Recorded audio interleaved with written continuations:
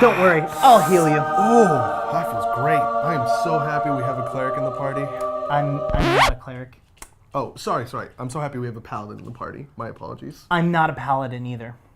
A druid? You know what? Just go ahead, Bambi heal you next time, all right?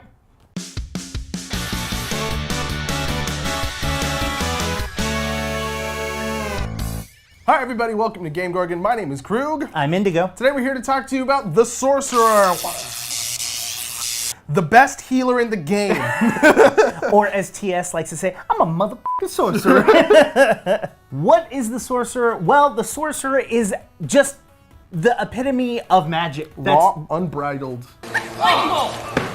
Lightning bolt! Lightning bolt! It's just your blood. It is so a part of you that you have no other choice. If somebody else in your party cuts you and drinks your blood, they get a cantrip per pint of blood that they drink. That is not true. Dang it. Don't write that on your character. First things first, where does the Sorcerer excel? The Sorcerer is a charismatic caster. This is because their power isn't like researched, it isn't it's practiced, but it isn't studied. It's just in their blood. And so that's kind of like what that stat choice is supposed to represent, the charisma key stat.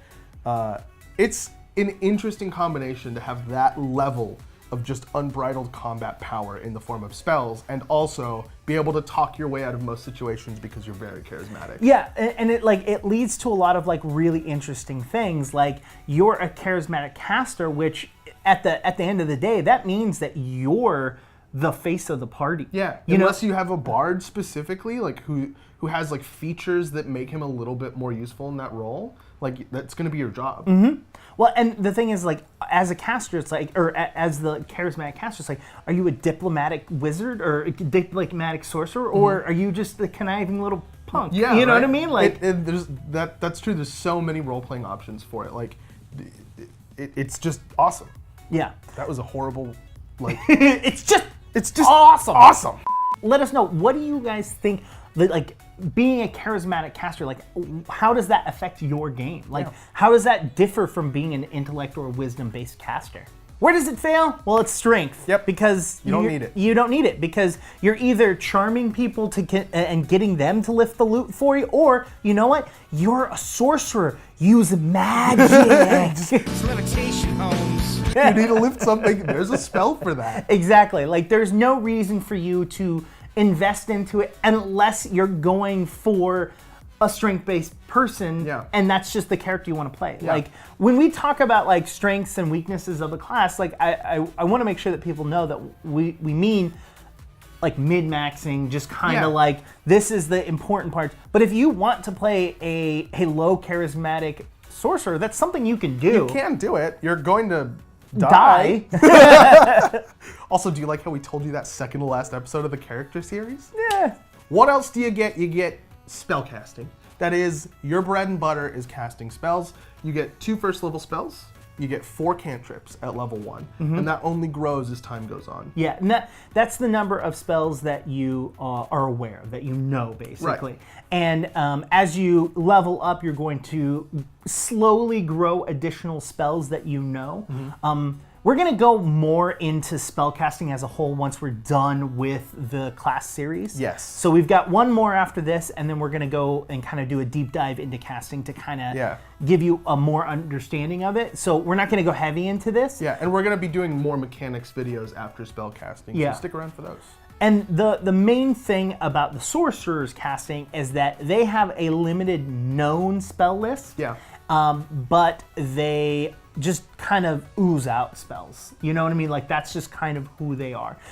Because not only is there a list of spells that they can cast, based off their bloodline, they also gain an additional spell that doesn't take up a slot for each level of spell slot that they have. That's really good. So they're getting slightly more spells, but it's just less known, which kind of sucks. Now, we kind of hinted at it before, but your bloodline is basically a history of where you got your spell casting. Sure. So, for example, your bloodline could have some sort of angelic ancestry or even demonic, and based off of the choice that you make, depends on what kind of spells that you get to cast. Yep. And this is what's really, really unique about the sorcerer. The fact is that you can cast all of the different spell groups: primal, occult, divine. Not all. No. Any. No. I didn't say all. You get to choose which one you're going to do.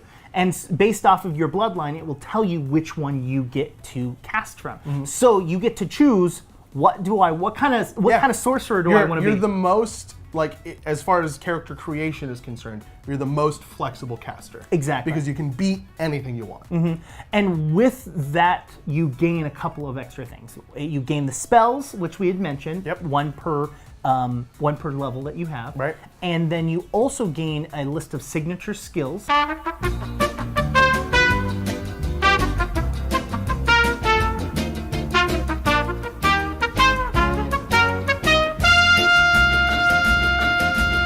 That you gain from your background. Which makes sense. And then you get your bloodline power. Yeah, the bloodline power is just basically another spell. You can have a pool of spell points that you can use to cast your bloodline power, and the bloodline power is different for each bloodline, and it lets you do something that's kind of flavorful to that bloodline. So for example, like the angelic one might be some healing, or the abjuration one, which is kind of like all about like weird creatures and monsters. Yeah. Your arms turn into tentacles, and you're able to have a 10-foot reach. you don't need to explain what it does because we all know where this is going. So that you can do damage with either a claw or like fist attack. See, I can make dirty jokes and get under the radar of the content filter on YouTube. See what I did? You also get spontaneous heightening, which I think is the manifestation of how the sorcerer is just supposed to be, like unbridled magic, like just powerful. So you get to pick 2 spells at the start of the day and cast them at a higher level without having to learn them at that higher level slot. So you basically get to just do more damage or make your effects last longer for free, depending on what spells you take. And it's really cool. Now, what's really key to understand about how heightening works is that, for example, other casters like a cleric or something like that, when they go, I'm praying to my god and I'm going to prep, heal at 5th level, right? Well, a sorcerer has a limited number of known spells, and so if they want to cast a lower level spell, like a 1st level spell, at a casting of 5th level, they actually have to have that on their known list of spells, which cuts away at how many spells that they can know. And that's why this is kind of beneficial, because you can keep a couple of low-level spells that each day you go, I'm gonna probably heighten that one. You know what I mean? Like that, just in case. That's the one I think back today. pocket. This is the sorcerer's back pocket ability. Yeah. Now, I love the sorcerer. I think the sorcerer is amazing, but it's extremely simple.